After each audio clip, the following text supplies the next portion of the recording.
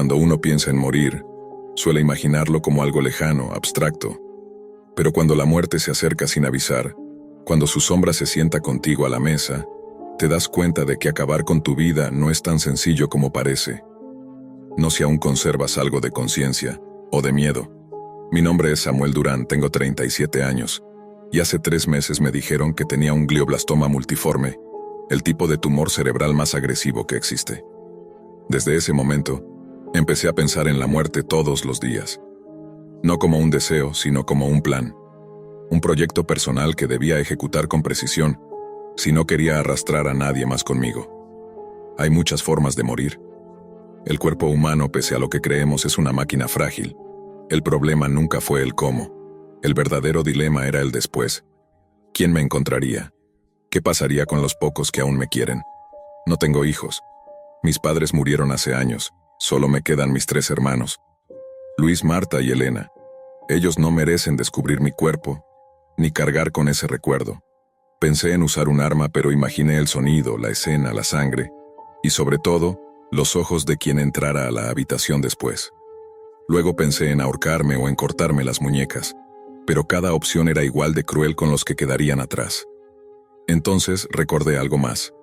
Mi póliza de seguro de vida.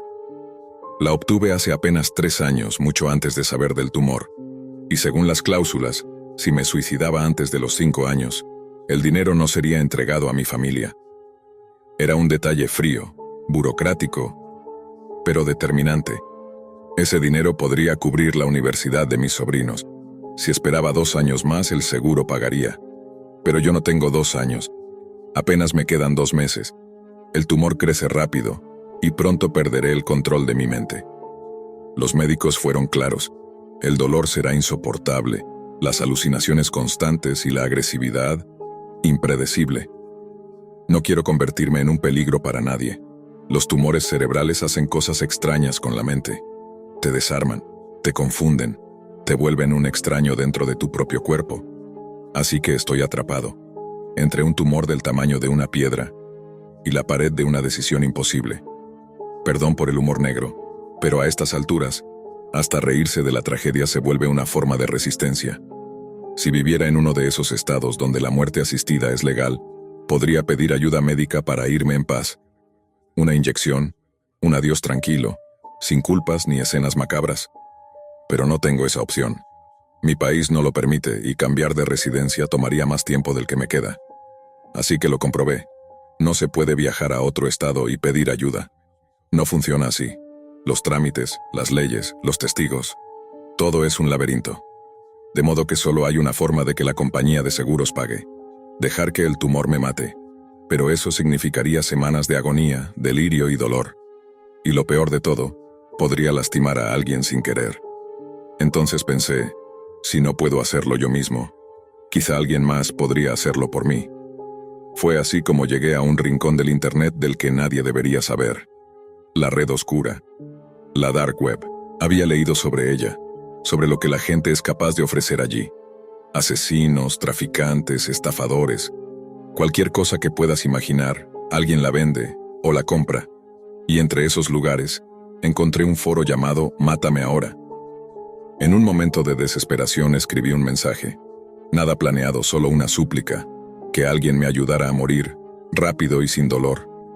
Al principio pensé que nadie respondería, pero en menos de 1 hora, mi teléfono comenzó a sonar. Llamadas desconocidas, correos electrónicos que llegaban a mi dirección personal, una que jamás había vinculado con ese sitio. Y entonces supe que había cometido un error. Docenas de personas respondieron. Algunos decían que lo harían gratis, siempre y cuando pudieran grabarlo. Otros me enviaban fotos, mensajes amenazantes, detalles de mi dirección. ¿Cómo obtuvieron mis datos? Aún no lo sé, pero pronto entendí que ya no tenía el control de nada. Intenté retractarme. Les dije que había sido un error, que no quería una muerte violenta. Algunos lo entendieron, otros se enfurecieron. Uno de ellos me escribió: «No te preocupes, Samuel, ya sabemos dónde vives. Nos veremos pronto». Y ahora, mientras escribo estas palabras, escucho el sonido de alguien entrando a mi casa. Una puerta que se abre con cuidado, un piso que cruje bajo botas pesadas, y entiendo que, al final, mi plan funcionó. solo que no de la manera en que imaginaba. El primer ruido fue leve, un golpe seco, casi como si el viento hubiera movido algo en el porche. Pero luego vino el segundo, más pesado, una pisada, y supe que no era el viento. Mi respiración se detuvo por un instante. Sentí ese vacío en el pecho que solo da el miedo más puro, ese que se arrastra desde las tripas. Había alguien adentro, alguien que no debería estarlo. Me moví despacio hacia el pasillo. Desde la oscuridad, el reflejo metálico de una linterna bailaba sobre las paredes. 2 sombras, tal vez 3. Sus pasos eran seguros, coordinados. No era un robo, eran ellos. Los mismos con los que había hablado en esa sala de chat maldita. Los que me habían dicho que vendrían. Intenté llegar al teléfono, pero no había señal. El enrutador estaba desconectado, el cable cortado. Habían planeado esto. Salí por la puerta trasera, cojeando por el terreno fangoso detrás de mi casa, hacia el viejo granero que usaba como taller. Allí guardaba herramientas, una linterna y, sobre todo, una cerradura que aún funcionaba. El aire olía a tierra húmeda y metal oxidado. Mi mente, enferma pero lúcida, trataba de entender en qué momento había cruzado la línea entre la desesperación y la locura. Dentro del granero todo era silencio. Solo mi respiración y el latido irregular de mi corazón. Apoyé la espalda contra una columna de madera intentando no pensar. Pero entonces escuché el ruido otra vez, el crujir de una bota sobre las hojas secas, luego el chasquido metálico de un cerrojo forzado. Habían llegado. Uno de ellos entró primero. Llevaba una máscara grotesca de esas que parecen un rostro infantil congelado en una sonrisa falsa. En la mano, un cuchillo largo. No dijo nada.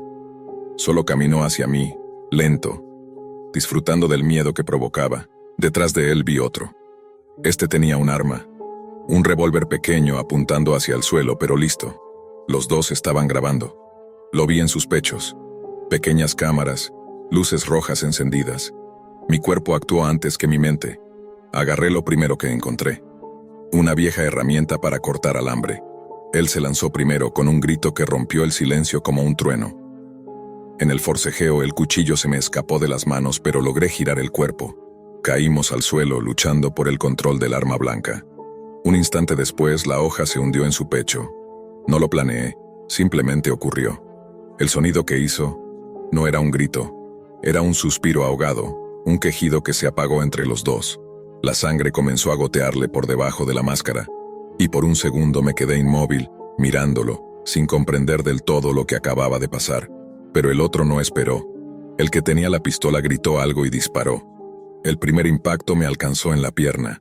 El dolor me atravesó como fuego líquido. Corrí hacia el fondo del granero, tambaleándome, tropezando con una carretilla y cayendo contra la pared. Otro disparo.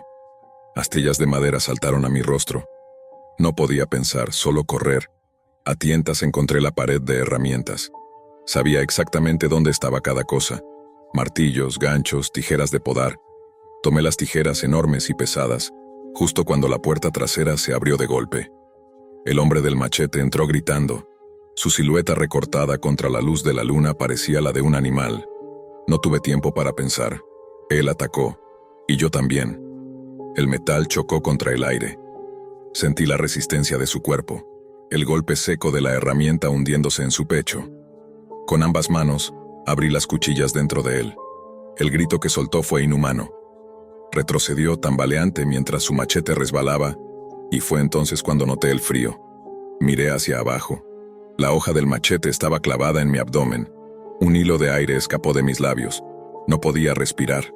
Alcé la mirada y allí estaba el tercero, de pie en la puerta principal apuntándome con un arma, una cámara brillando en su pecho. «No te muevas», dijo con voz firme, grabando cada segundo. Activó la luz de su cámara. El interior del granero se iluminó de un blanco espectral. Todo quedó expuesto, los cuerpos, la sangre, el caos. «¿Por qué no nos dejaste hacerlo?», preguntó. «Querías morir, lo dijiste tú mismo». Intenté responder apenas murmurando. «Fue un error. No entendieron». Él sonrió detrás de la máscara. «Mataste a mis amigos, Samuel. Y ahora, yo voy a matarte despacio». Alcé la vista hacia las tijeras ensangrentadas que aún sostenía. Su voz era lejana. Mi visión comenzaba a nublarse. El mundo se contraía a un solo punto. Sobrevivir, aunque fuera solo un minuto más. Me incliné hacia adelante, fingiendo rendición, dejando caer las tijeras al suelo. Pero justo antes de soltarlas, las lancé con todas mis fuerzas. El disparo retumbó. El disparo resonó dentro del granero como un trueno contenido. Sentí el impacto en la pierna, pero no me detuve. Las tijeras rebotaron en el brazo del hombre y cayeron al suelo, tintineando entre los charcos de sangre. Él giró el cuerpo para esquivar el golpe, y ese segundo de distracción fue suficiente. Corrí hacia él con el machete aún clavado en mi abdomen.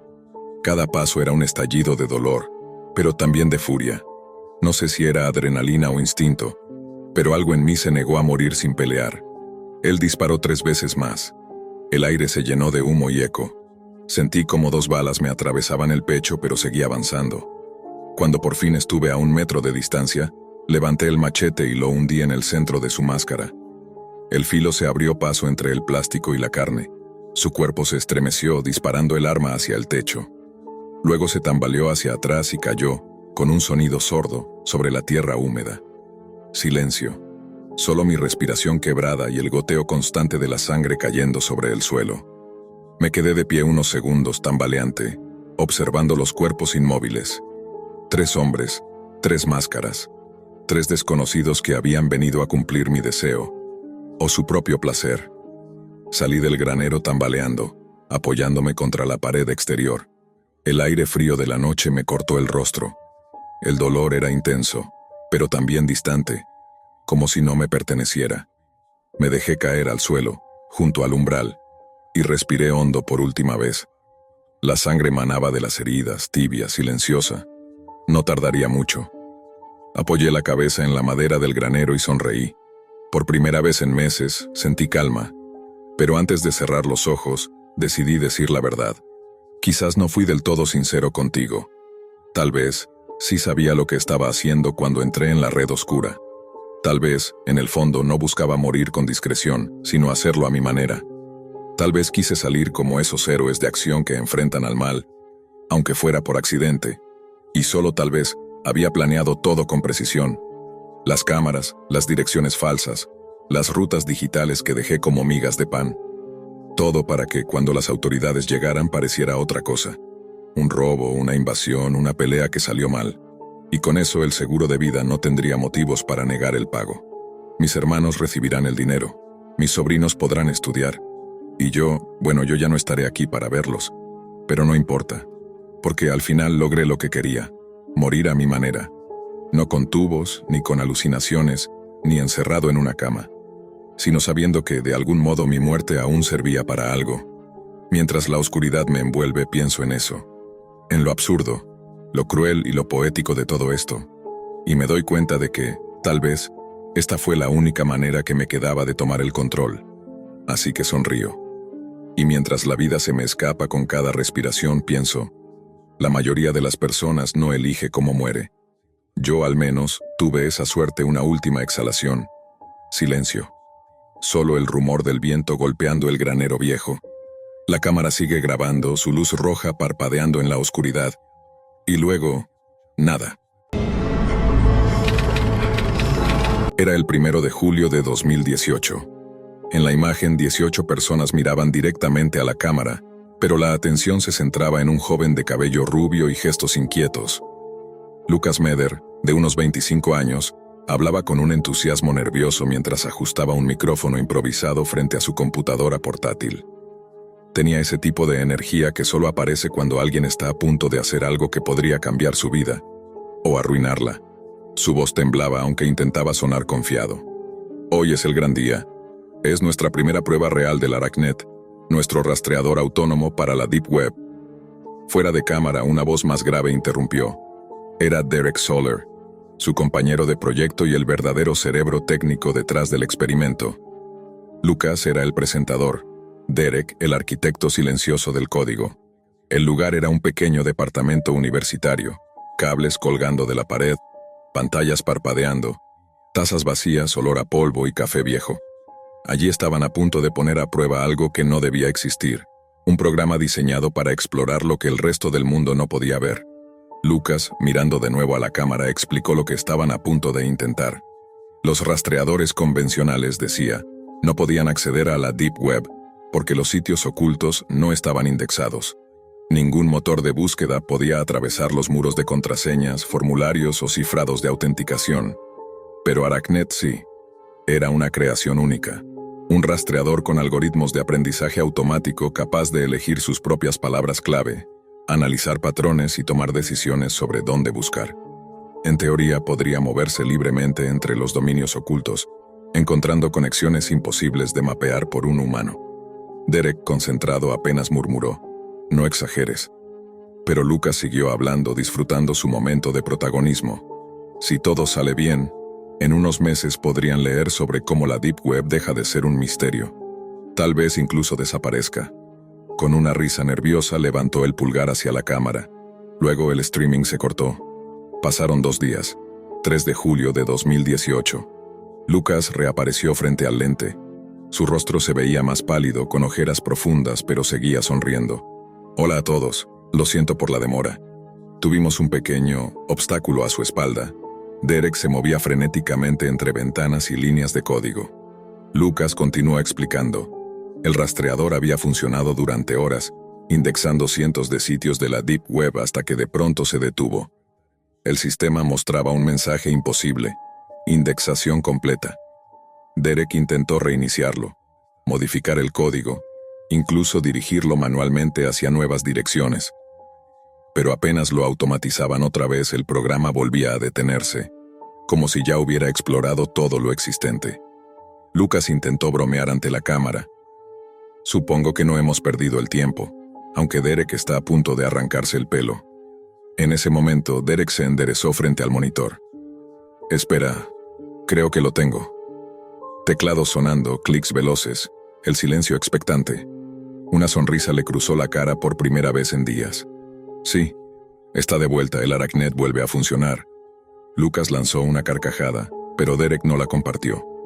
Su expresión cambió de emoción a desconcierto. «Esto es raro, muy raro». En la pantalla aparecían direcciones encriptadas, mercados ilegales, foros de falsificaciones, sitios con contenido turbio. Todo parecía normal hasta que Derek notó algo imposible. Cada enlace apuntaba al mismo destino. El rastreador detiene su búsqueda porque cree que toda la Deep Web es un solo sitio. Lucas se inclinó junto a él. «Eso no tiene sentido. ¿Cómo va a pensar eso una máquina?» «Voy a entrar».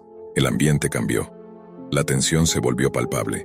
Lucas, intentando restar dramatismo, bromeó. «Esto parece el comienzo de un mal chiste. Un hacker, un traficante y un tipo con ansiedad entran a un bar». «Cállate, Lucas. Estoy concentrado». Las risas se extinguieron. El puntero del ratón comenzó a moverse por sí solo. Primero lento, luego con precisión. Las teclas se presionaban sin que nadie las tocara. «¿Derek? No soy yo». El navegador encriptado escribió por sí mismo una dirección dentro de la red Tor. La barra de direcciones se llenó de símbolos y letras sin sentido aparente. Lucas retrocedió, con la cámara temblando entre sus manos. «Apágalo, apágalo ya». Derek presionó el botón de encendido, pero la laptop no respondía. «El sistema no me obedece. Desconéctalo de la corriente». «Tampoco funciona». Lucas levantó la laptop para mostrar a la cámara el cursor escribiendo solo. «Esto es lo que todos querían ver, ¿no? Un hallazgo real, Lucas, por favor. Demasiado tarde». La pantalla cambió repentinamente. Un temporizador apareció en medio de la interfaz, marcando 15 minutos. Ambos se miraron sin entender. «¿Y si lo dejamos correr?», propuso Derek. «¿Estás loco? No sabemos qué hará cuando llegue a 0, por eso quiero verlo». «Eres insoportable». El reloj siguió su descenso. 15 minutos. 9. 3. La cámara captó a Lucas levantando discretamente el pulgar y sonriendo, como si aún creyera que todo era parte del espectáculo. 0. Nada. Solo silencio. Y el ladrido distante de un perro. «¿Feliz ahora?», gruñó Derek. Antes de que Lucas pudiera responder, algo golpeó la puerta. Un golpe fuerte, luego otro. 3 segundos de diferencia. Los ladridos aumentaron al otro lado de la ventana. «¿Oíste eso?», susurró Lucas. «Sí». Derek se levantó, acercándose lentamente a la entrada. La cámara lo siguió enfocando su espalda. ¿Quién está ahí?, preguntó. Del otro lado, una voz respondió serena y confidente. ¿Todavía estás grabando, Derek? Lucas lo miró con horror. ¿Qué? ¿Quién dijo eso? El siguiente sonido fue un estallido. La puerta se partió hacia adentro con una violencia que hizo vibrar la cámara. Un estruendo seco, astillas en el aire, gritos. Durante una fracción de segundo, la lente captó algo moviéndose entre el polvo. Una mano gris con costuras que recorrían los dedos de arriba a abajo, como si la piel estuviera cocida. El streaming se cortó abruptamente. 10 de julio de 2018. El canal volvió a transmitir. Nadie lo esperaba, pero la notificación apareció a medianoche. ArachNet, último directo. La imagen era granulada, apenas iluminada por una bombilla que colgaba del techo. Frente a la cámara estaba Lucas Meder, aunque apenas se parecía al joven eufórico de una semana atrás. Su piel era pálida, enferma. En el rostro habían brotes que parecían hundirse bajo la piel, y su cabello rubio colgaba en mechones irregulares. Estaba sentado frente a una mesa de metal en una habitación de concreto desnudo.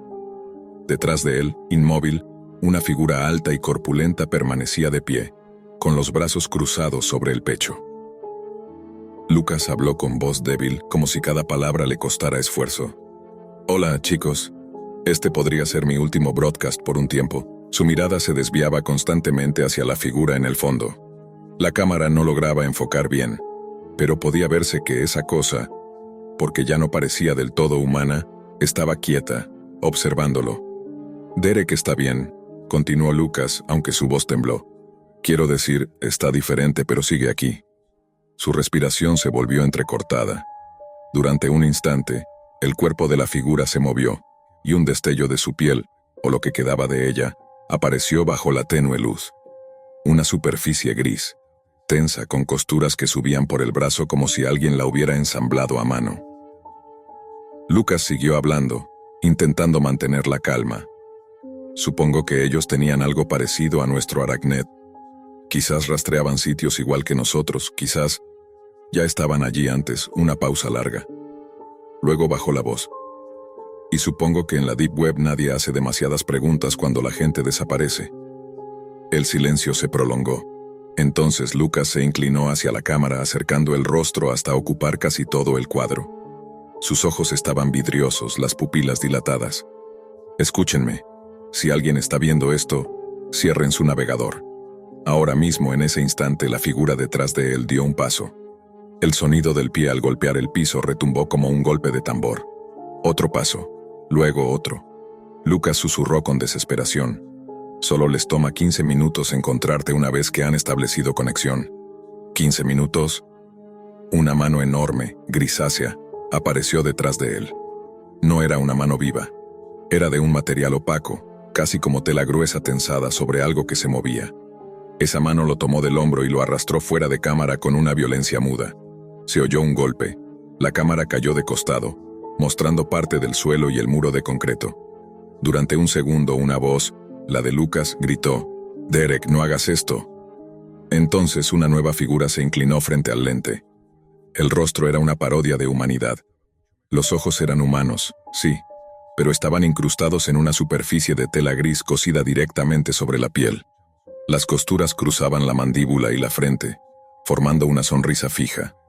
Por unos instantes pareció que intentaba hablar, pero solo salió un ruido hueco, como un suspiro dentro de un saco vacío.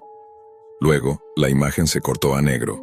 Solo quedó en pantalla un temporizador de cuenta regresiva, el mismo que había aparecido la primera vez. 15 minutos.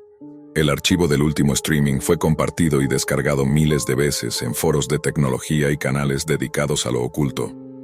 Nadie logró rastrear la IP original. Los registros de conexión se desvanecieron entre capas de servidores distribuidos por la red Tor.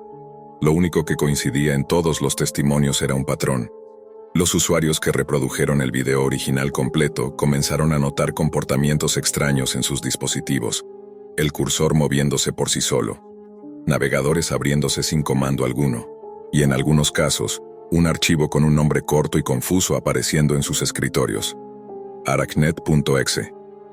Cuando expertos en ciberseguridad intentaron analizarlo, descubrieron algo perturbador. El código no era simplemente un programa de rastreo. Era un sistema autorreplicante, diseñado para crear conexiones entre nodos humanos, no solo entre páginas.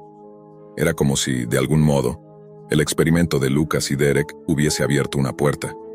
Una puerta que no solo atravesaba los rincones ocultos de la Deep Web, sino algo más profundo. Algo que ahora estaba buscando nuevos anfitriones. La última transmisión registrada mostraba una pantalla negra. Solo una línea de texto, escrita lentamente como si alguien, o algo, la estuviera tecleando desde el otro lado. Conexión establecida, no cierres tu navegador. Dicen que el cuerpo humano puede soportar 3 días sin agua antes de rendirse. También he escuchado que un hombre una vez sobrevivió 21 días sin comer. Yo solía saber esas cosas, cuando mi vida aún tenía sentido. Era un estudiante cualquiera, con sueños modestos y una rutina sin sobresaltos. Mi nombre es Elías Romero, y crecí en una ciudad pequeña donde nunca pasaba nada. Cursaba el último año de secundaria, trabajaba medio tiempo en una tienda para ahorrar algo de dinero y soñaba con estudiar ingeniería. Todo era predecible, aburrido y en cierto modo tranquilo. Hasta aquel día. Fue una tarde corriente. Recuerdo haber salido de clases con la mente puesta en los exámenes finales. Después, todo se volvió confuso. No sé si alguien me siguió o si fue pura mala suerte. Lo cierto es que, cuando volví a despertar, ya no estaba en mi mundo. Estaba completamente desnudo, tirado en el suelo frío de una habitación desconocida y mal iluminada. El aire olía a humedad y óxido.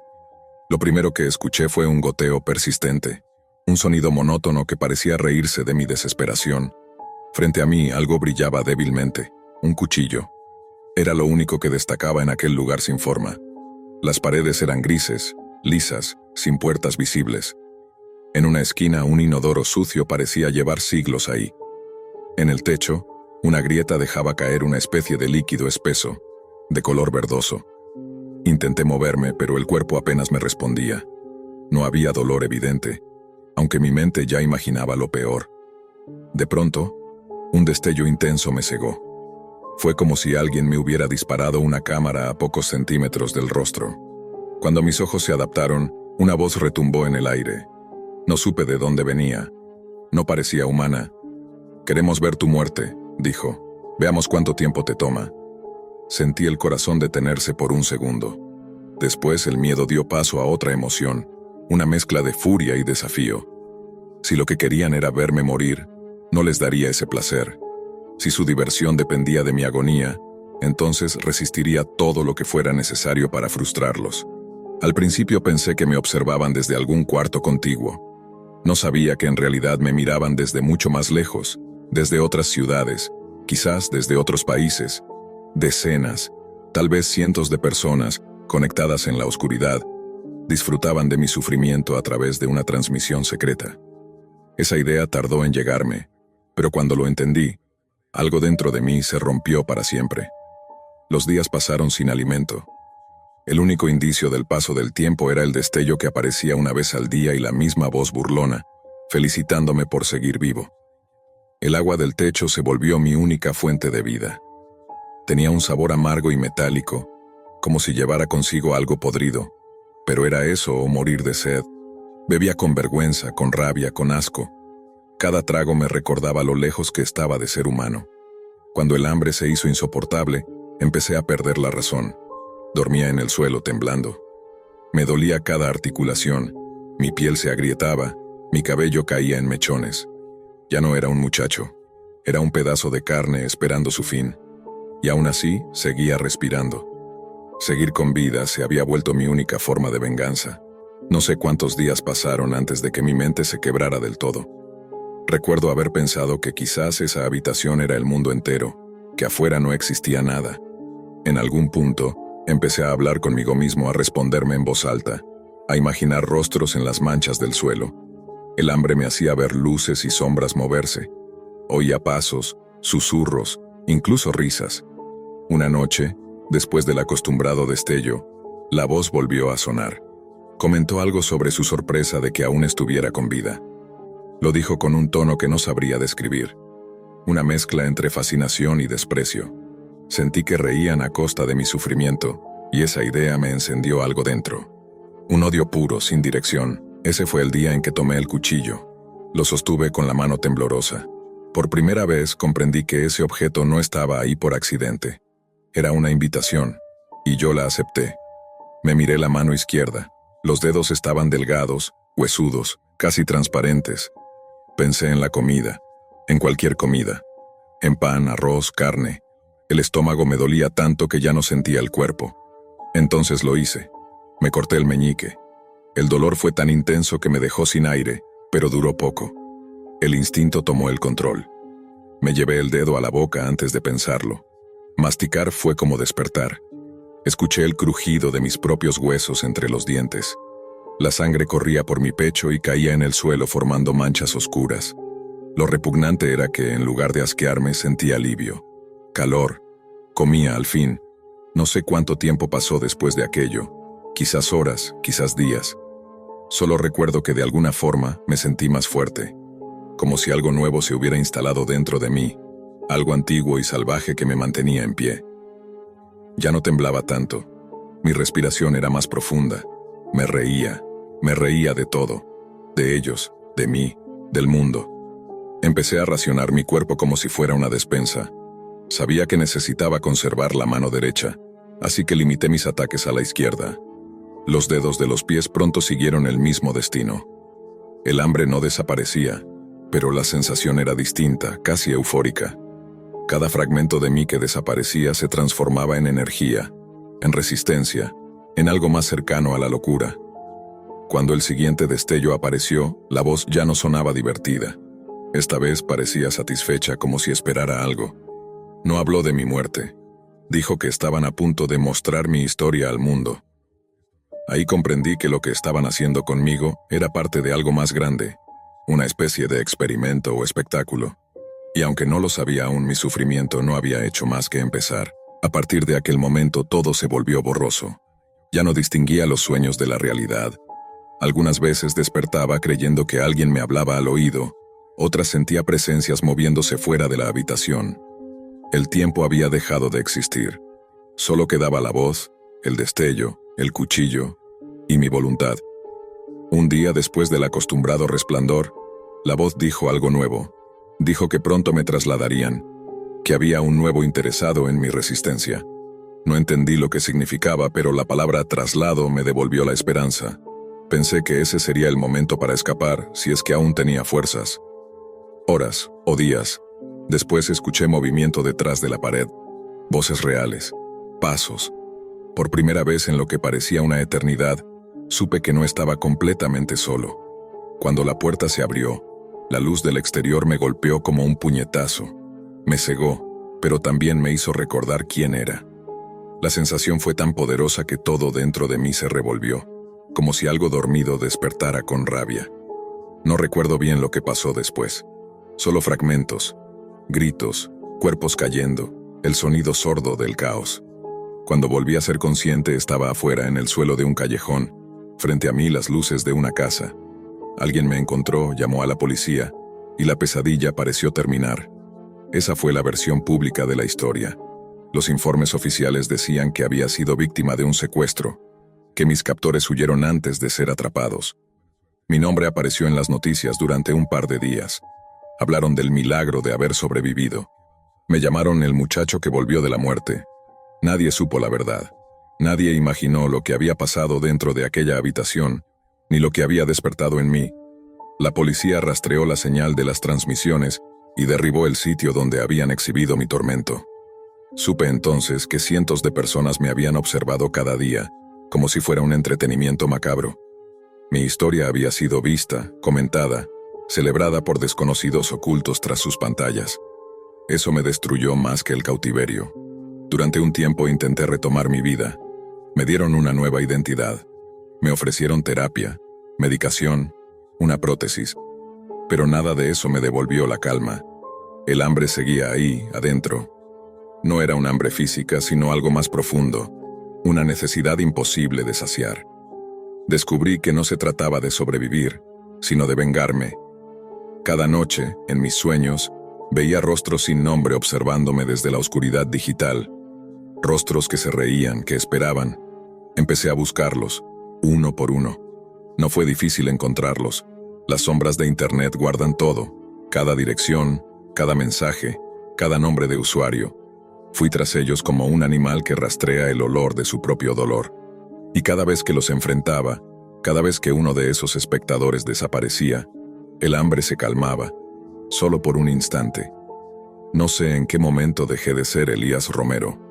Ahora soy algo más, algo que no necesita comer ni dormir, solo seguir el rastro de quienes alguna vez se alimentaron de mi sufrimiento. Dicen que el monstruo siempre deja de ser víctima cuando empieza a cazar. Tal vez tengan razón. El mundo cree que escapé de mis captores. La verdad es que nunca lo hice. Sigo dentro de aquella habitación, aunque mis pies caminen por la calle y mi voz suene normal. Sigo escuchando el goteo, sigo viendo el destello, y sigo sintiendo hambre. Hambre de ellos, hambre de justicia, hambre de todo lo que alguna vez me arrebataron. El año pasado tomé una decisión impulsiva, movido por la curiosidad más insana que podía tener alguien como yo. Pedí mi primera caja misteriosa de la red profunda. El procedimiento era tan simple como inquietante. Se trataba de enviar dinero, generalmente en criptomonedas, a un desconocido en algún punto remoto del mundo. No había nombres, ni direcciones visibles, ni garantías. Solo un canal de pedido cifrado y el acuerdo tácito de que ambas partes permanecerían en el anonimato total. Esa persona a cambio te enviaría un paquete con contenido desconocido, supuestamente acorde al monto que hubieras pagado. Las cajas más baratas costaban unos $30. Las más caras podían superar los 500. Yo, siendo un novato absoluto, decidí pagar una cantidad intermedia. No quería ser el tonto que gasta demasiado y recibe aire, ni el desconfiado que paga poco y no recibe nada. Cuando finalmente completé el pedido, pasé días convertido en un manojo de nervios. El miedo a lo desconocido se mezclaba con la ansiedad de haberle entregado dinero a un fantasma digital. Cada día miraba el buzón, imaginando si alguna vez vería esa caja, o si había sido víctima de una estafa silenciosa. 2 semanas después el paquete llegó. Para mi sorpresa, lo hizo de manera bastante normal. Una caja nueva, bien envuelta en plástico de burbujas y cinta negra, enterrada bajo una avalancha de cacahuetes de embalaje rosados. Me había costado exactamente $113 con el envío incluido. El contenido resultó sorprendentemente valioso, tanto que consideré aquel primer experimento un éxito absoluto. Pasaron casi 4 meses antes de que la tentación volviera a morderme. No me bastaba haber tenido suerte una vez. Quería repetir la experiencia. Esta vez, sin embargo, decidí que jugaría más alto. Me dije que seguiría cada paso exactamente igual, con la única diferencia del monto. En lugar de pagar poco más de 100, enviaría 300. Mi mente racional intentó detenerme. Tuviste suerte una vez, no la provoques, se repetía mi conciencia. Pero bastó con mirar el objeto brillante que había obtenido en aquella primera caja para que toda prudencia desapareciera. Lo que me movía ahora no era curiosidad, era simple codicia. Hice el pedido, y 15 días después, un martes por la tarde al volver del trabajo la vi, una caja de tamaño mediano, amarilla y blanca, esperándome en el porche. Sentí una descarga eléctrica recorrerme el cuello, como una ola cálida que subía hasta mis manos. Era la misma sensación que tiene un jugador al ver que su número sale ganador. Me acerqué despacio, casi en cámara lenta, subiendo los 3 escalones de concreto que llevaban a mi puerta. La caja era más pequeña que la anterior, unos 20 centímetros por lado, pero al levantarla comprendí que pesaba el doble. Entré en casa, cerré la puerta y coloqué el paquete sobre la mesa de centro. Usé las llaves para cortar la cinta adhesiva amarilla que sellaba las solapas. Estaba tan bien envuelto que tuve que contener mis impulsos de romperlo con las manos. Respiré hondo. Me obligué a ir despacio. Cuando por fin abrí la caja, lo primero que vi fue una toalla gruesa, doblada varias veces. Servía como amortiguador, ocupando los huecos internos para evitar que el contenido se moviera. La toqué con cautela, esperando, no sé, tal vez un movimiento, un salto. Pero no, solo era una toalla sorprendentemente suave. Debajo de ella había una caja de madera tallada a mano, con intrincados detalles florales y un botón redondo, negro, sobresaliendo del centro. Pegada al botón, una nota escrita con tinta azul. Decía: Recibirás $1.000.000 si decides presionar el botón. Si lo haces, una vida será tomada de manera inesperada. No habrá consecuencias para ti. Tienes 24 horas para decidir. Pasado ese tiempo, mi asociado regresará por la caja o por tu pago. Me quedé mirando aquel mensaje como si fuera una broma pesada. Pero la caja no parecía un juguete. Era sólida, pesada, de madera vieja. Durante horas debatí conmigo mismo, oscilando entre la incredulidad y una absurda sensación de poder. Cuando el reloj marcó las 11:30 de la noche, mis dedos temblaron sobre el botón, y lo presioné. El clic fue casi imperceptible. Inmediatamente sentí un vacío en el pecho, como si me hubieran arrancado el aire. Lloré. Me odié por haberlo hecho. Rogué que, si aquello era real, la persona elegida fuera alguien perverso, alguien que mereciera ese destino. 30 minutos después el timbre sonó. Al abrir la puerta, un hombre mayor me observaba. Delgado, recto como un palo, con un sombrero negro y un traje de rayas que le quedaba grande. Me habló sin rodeos. «Creo que tienes algo que nos pertenece, muchacho». Le entregué la caja envuelta en la toalla. Él la sostuvo contra el pecho con una delicadeza casi paterna, como quien protege un recién nacido. Luego levantó la vista y sonrió apenas. «Ahora tengo algo para ti», dijo. En su mano había un cheque. Vi mi nombre escrito con precisión mecánica. La cifra, 1.000.000 exacto. El nombre del emisor, Solomon King. El banco, el mismo donde yo tenía mi cuenta. Tragué saliva, incapaz de hablar. El hombre levantó el pulgar y el índice, simuló una pistola y lanzó un chasquido. Luego giró sobre sus talones y desapareció calle abajo. Quedé paralizado en la puerta, tratando de unir los fragmentos de lo ocurrido. ¿Cómo era posible que alguien tuviera mi nombre, mi cuenta, mi dirección? Cerré la puerta con las manos temblorosas. Entonces sonó mi teléfono. Un mensaje de texto, proveniente de un número imposible. Una serie de ceros. Solo contenía un enlace. Sabía que abrirlo era una estupidez, pero lo hice. La página tardó unos segundos en cargar. Lo que apareció en la pantalla fue un video. Un hombre con una bolsa negra cubriéndole la cabeza, atado a una silla en un sótano de paredes de cemento. Sus sollozos eran apagados, apenas audibles. Vestía jeans sucios y una camiseta blanca manchada de sangre. Desde la izquierda del cuadro apareció otra figura. Llevaba un reloj de pulsera y sostenía un revólver plateado. El cañón se alzó y se apoyó sobre la cabeza cubierta del prisionero. Grité sin pensarlo. Pero, por supuesto, el hombre del video no podía oírme. El disparo resonó como un trueno. El cuerpo del hombre se tensó, luego se contrajo en espasmos. La cámara enfocó el reloj del tirador. La hora marcaba las 4:39. Exactamente 33 minutos después del momento en que yo había presionado el botón. El video se detuvo. Mi garganta se cerró. Borré el historial, eliminé el mensaje, pero nada podía borrar la certeza de lo que acababa de provocar. Con el alma en ruinas, tomé las llaves y conduje hasta el banco. No quería hablar con nadie, solo depositar el cheque y que todo terminara. Usé el cajero automático, evitando a la cajera curiosa que siempre preguntaba demasiado. Introduje la tarjeta, el PIN, el cheque. Confirmé el depósito. Y regresé a casa. Esa noche no dormí. La culpa y la ansiedad me aplastaban el pecho. Al día siguiente, mi teléfono sonó de nuevo. Era una llamada del banco. No tuve valor para responder. Minutos después llegó un mensaje de voz. Lo escuché. La voz era la del gerente, un hombre llamado Thomas. «Señor, soy Thomas, de la sucursal de la Cooperativa Financiera Central. Recibimos su depósito, pero tenemos algunas preguntas. Normalmente depósitos de esa magnitud deben hacerse en persona. Sin embargo, ya comenzamos a procesarlo. Verá, el cheque proviene de una cuenta a nombre de Solomon King, y parece que esa cuenta tiene fondos insuficientes. Necesitamos que se comunique con nosotros cuanto antes». El mensaje terminó con un clic seco.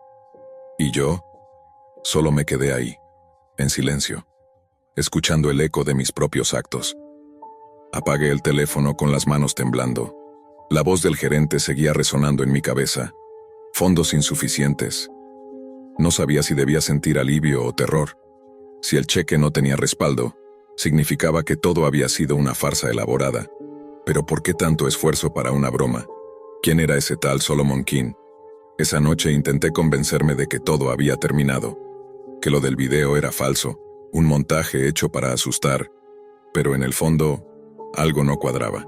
A la mañana siguiente el timbre volvió a sonar. No esperaba a nadie. Cuando abrí la puerta, el aire frío me golpeó el rostro. En el suelo había un sobre negro sin remitente. Lo levanté con cautela. Dentro había una sola hoja de papel. En el centro, impreso en tinta roja, se leía: «Gracias por cumplir tu parte del trato». El pago fue simbólico. La deuda, no. El corazón me dio un vuelco. La nota olía a madera quemada. En el reverso había una foto. Era mi casa, una imagen tomada desde la calle la noche anterior. En la ventana del salón se me veía claramente, observando hacia afuera, con el teléfono aún en la mano. El miedo se convirtió en pánico. Cerré la puerta, eché el cerrojo y corrí a revisar cada habitación. Todo estaba en su lugar, nada fuera de lo normal, hasta que escuché un sonido leve, metálico, proveniente del pasillo. Era un clic, como el de un interruptor diminuto. Me quedé quieto.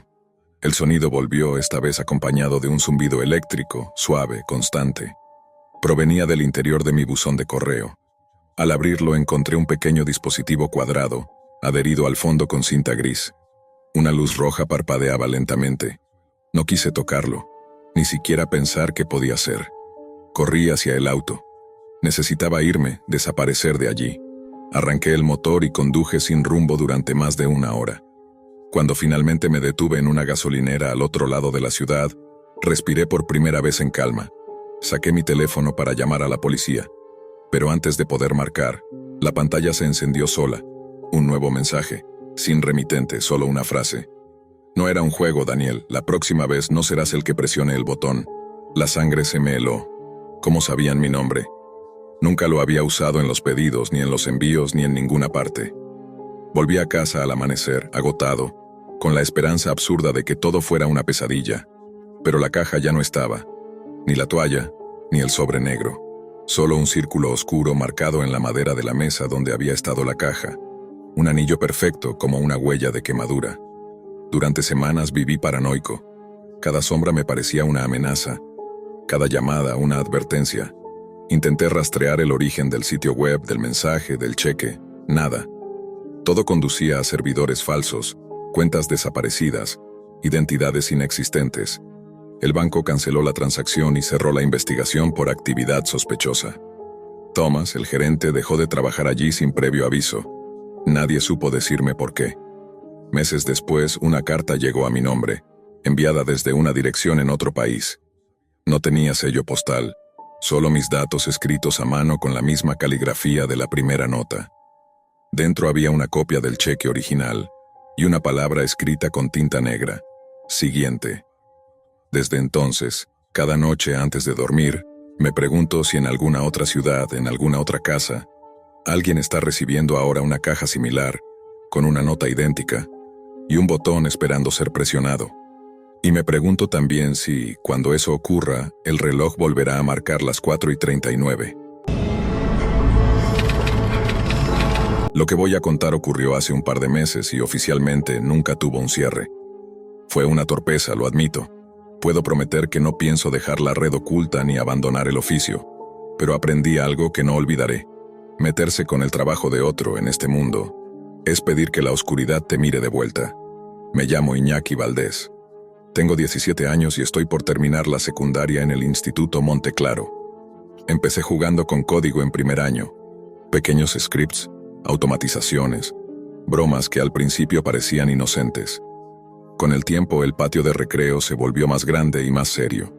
En tercero ya era el chico del hackeo, y la oficina de sistemas me tenía en la mira. Cada tanto me llamaban para preguntarme si había cambiado la página del anuario, si había bloqueado la cuenta de algún bravucón, si había dejado un mensaje escondido en la intranet. Nunca podían probar nada. Conforme mejoraba, empecé a cobrar por trabajos fáciles, recuperar carpetas, saltar contraseñas mal puestas, ajustar permisos que otros no sabían tocar. Primero fue divertido, luego aburrido. Descubrí que allá afuera había un océano sin semáforos, la red sombra, a la que entraba con un navegador especial que llamábamos umbral. No era un sitio en particular, sino un conjunto de puertas que se abrían si sabías cómo mirar. La fascinación llegó porque el ruido del mundo se callaba ahí. Ni filtros, ni regaños, ni ojos oficiales respirándote en la nuca. Pero no por eso dejé de cuidarme. Arrancaba la sesión desde un sistema que no dejaba huellas, deshabilitaba todo lo que podía del navegador, y a cada paso revisaba que mi rastro fuera cero. Umbral me regaló una certeza. El conocimiento estaba disperso en foros donde los veteranos compartían migas de sabiduría, y en sitios mal asegurados que se podían forzar si tenías paciencia. Lo siguiente fue natural. Quise armar un enjambre, una red de máquinas zombies obedeciendo a mis órdenes. Un enjambre, para quien no lo sepa, es un conjunto de computadoras infectadas, con un pequeño programa que las vuelve marionetas silenciosas. Ya no era solo entrar a una página y mover un par de fichas. Quería construir algo que me respondiera con un chasquido. Un mes después de mis primeras inmersiones profundas, encontré un sitio dentro de la red sombra que ofrecía enjambres en arriendo. El nombre me hizo sonreír. ¿Quién pagaría por algo que, con la herramienta adecuada, se podía tomar? Mi historial hasta entonces había sido casi deportivo. Tumbar páginas asquerosas, desfigurar foros de extorsionadores, practicar. Pero robar un enjambre, eso era otra liga. Sabía que se podía. No sabía si yo podía. Me preparé una semana entera. Leí guías mudas, seguí hilos que parecían laberintos. Hice pruebas en máquinas descartables. El martes siguiente cargué mi portátil, salí de clase y me fui a la biblioteca Los Álamos. Enchufé el equipo a la red pública, encendí mi sistema efímero y crucé el umbral. En 5 minutos estaba frente al objetivo elegido. Un enjambre pequeño, mantenido por alguien que, a simple vista, no dominaba del todo el oficio. Lo escogí porque parecía flaquear en lo básico. El golpe fue limpio. Las líneas se movieron donde debían, el anzuelo se clavó y al cabo de un rato que preferí no medir, el enjambre era mío. Los días que siguieron me sentí invencible. Lo usé con cuidado, sin llamar la atención. Pruebas de carga, mediciones, una que otra demostración silenciosa. Hasta que una tarde todo se evaporó.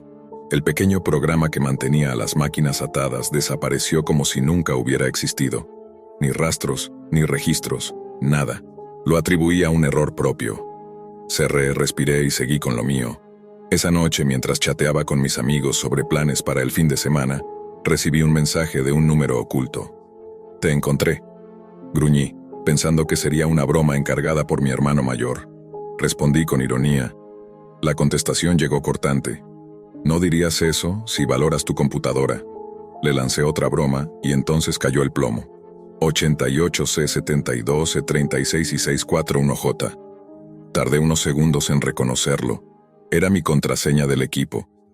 No la que uso para tonterías, no la que doy a conocer. Mi contraseña. Escribí. «¿Cómo la supiste?» La réplica fue fría. «No vine a discutir detalles. No vuelvas a meter las manos donde no te llaman». Esta vez recuperé lo mío. La próxima no habrá aviso. Dejé el teléfono boca abajo y miré el techo de mi cuarto. No podía llamar a nadie. ¿A quién le explicas que te están amenazando por haber robado un enjambre? A la policía menos, a mis padres imposible. Decidí ignorarlo y reforzar mis defensas. Cambié llaves, limpié discos efímeros, levanté muros donde no cabía ni un alfiler. Pasaron 4 días. La curiosidad es un goteo. Al quinto me ganó. Si esa persona conocía mis puertas, al menos podía conocer las suyas. Aún tenía el rastro del sitio de enjambres en arriendo. Seguí un hilo en el chat, encontré un mensaje con una dirección numérica y tiré. Tardé, pero finalmente la pista me llevó hasta una dirección física. No la mencionaré. Diré solo que estaba muy al norte, en un barrio donde el frío parte la voz. Busqué nombres, dueños, algo que casara con aquel punto en el mapa. Nada. Apunté las señas en una libreta y cerré la portátil. 2 días más de silencio. El viernes, última campanada en Monteclaro. Pasillo lleno, mochilas golpeando. El rumor de fin de semana haciéndose grande. Caminaba junto a Lara, mi mejor amiga, cuando el teléfono vibró con una llamada oculta. Debí palidecer porque ella me preguntó si estaba bien. Dije que sí, que era una cosa rápida, y respondí. No escuché nada al principio. Un latido. Un segundo latido. Después una voz neutra. Rastreándome, ¿eh? Eso no es saludable. Hizo una pausa y empezó a recitar una cadena de letras y números sin emoción. Tardé otro par de latidos en comprender. Era mi matrícula del auto. Sentí que el mundo se quitaba el freno de mano. Corrí. Lara vino detrás, asustada, sin entender. Soy corredor de fondo. Cruzo patios como quien atraviesa una nube. Al llegar al estacionamiento, el sol parecía de metal. Había coches, risas, música. El mío, un sedán gris, estaba donde siempre. A unos metros un compacto verde oscuro arrancó con brusquedad y se perdió en la salida. No pensé, abrí, encendí y me lancé detrás.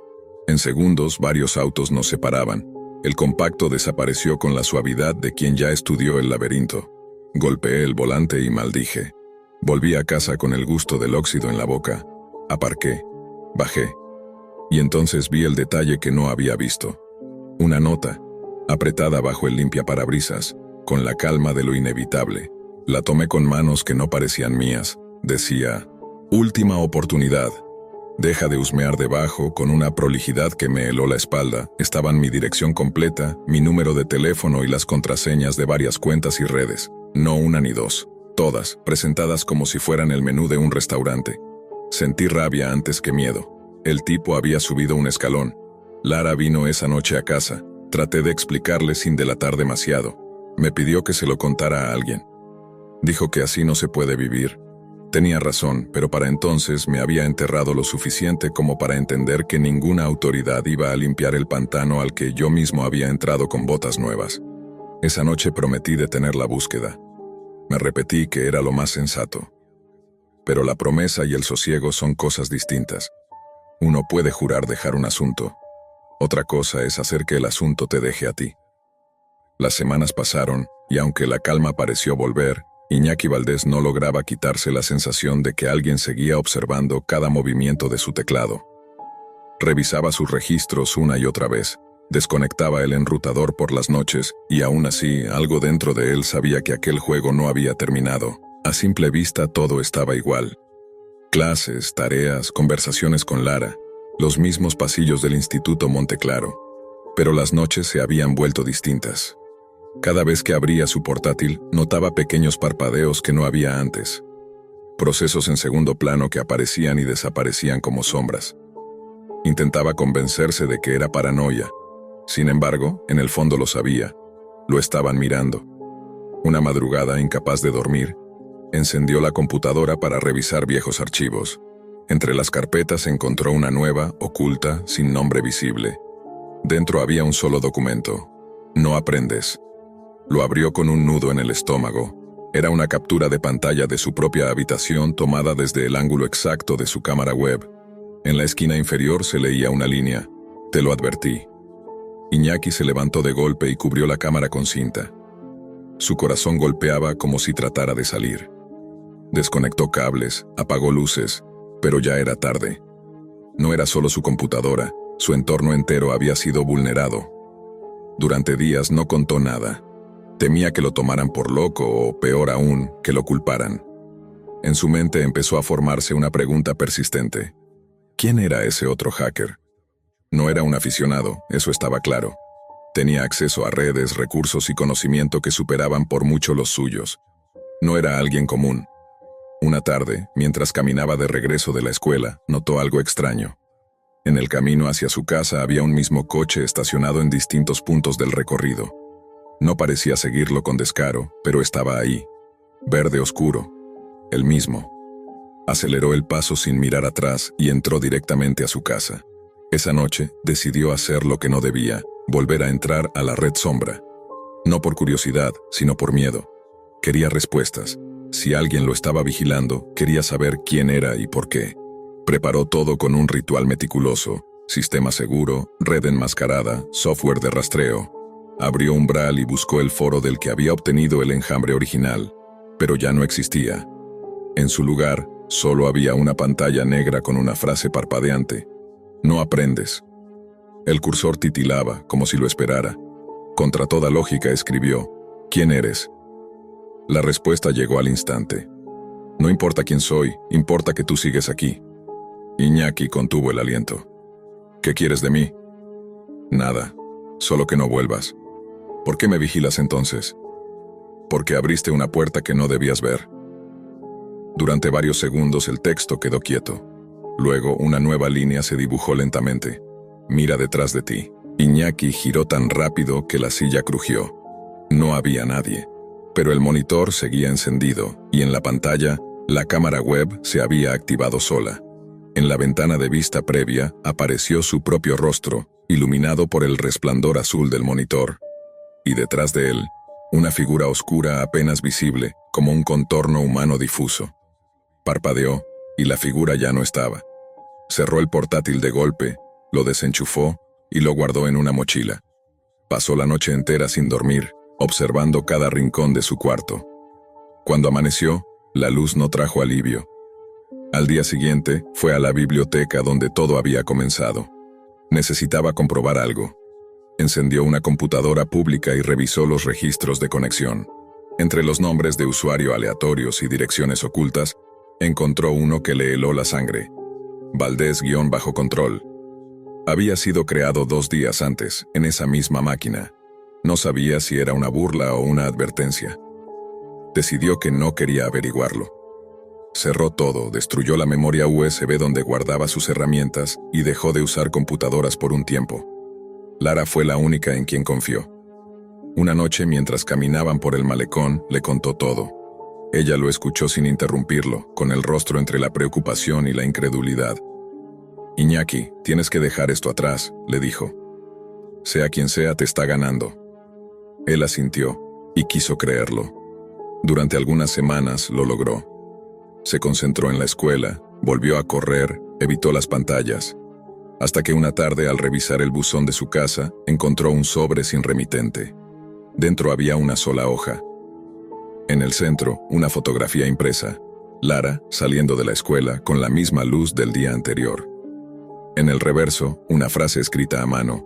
«No solo tú tienes algo que perder». El miedo se volvió físico. Esa noche, quemó el papel en el patio, mirando cómo las letras se retorcían en la llama. Por primera vez en mucho tiempo, sintió verdadero arrepentimiento. Pasaron los meses, no volvió a recibir mensajes, ni llamadas, ni notas. Su vida se normalizó a medias, aunque nunca volvió a sentirse completamente solo. En ocasiones, al encender una lámpara, le parecía ver un reflejo fugaz en la ventana. Una silueta, tal vez una sombra. Tal vez solo su mente repitiendo advertencias. Con el tiempo, se convenció de que lo peor había terminado. Incluso volvió a conectarse a Internet, pero solo para cosas sencillas. Ninguna exploración, ninguna curiosidad. Hasta que, un día, mientras buscaba un correo antiguo, vio un mensaje nuevo en su bandeja. No tenía remitente visible. El asunto decía: «Recuerda quién abre la puerta». Dentro, solo una línea. «El enjambre sigue activo». El corazón de Iñaki se detuvo un segundo. Abrió los archivos adjuntos. Eran registros en tiempo real, nombres de equipos infectados, todos vinculados a direcciones de su ciudad. Entre ellas, la computadora del Laboratorio de Informática del Instituto Monte Claro. En el último registro, un nombre destacaba en rojo: Lara PC. El mensaje se borró solo segundos después y la pantalla se apagó por completo. Iñaki quedó mirando su reflejo oscuro en el vidrio del monitor. Supo entonces que nunca había recuperado el control, ni siquiera por un instante. El otro no solo lo había vigilado, lo había incorporado al enjambre. Desde ese día, nadie volvió a verlo en línea. Sus cuentas desaparecieron, sus perfiles fueron eliminados uno por uno. Solo queda su historia, contada entre los círculos de la red sombra, como una advertencia silenciosa. Dicen que, a veces, si entras lo bastante profundo y escribes su antiguo alias, Valdés-control, aparece un mensaje en pantalla. El aprendiz aprendió demasiado, y con eso la conexión se corta, para siempre.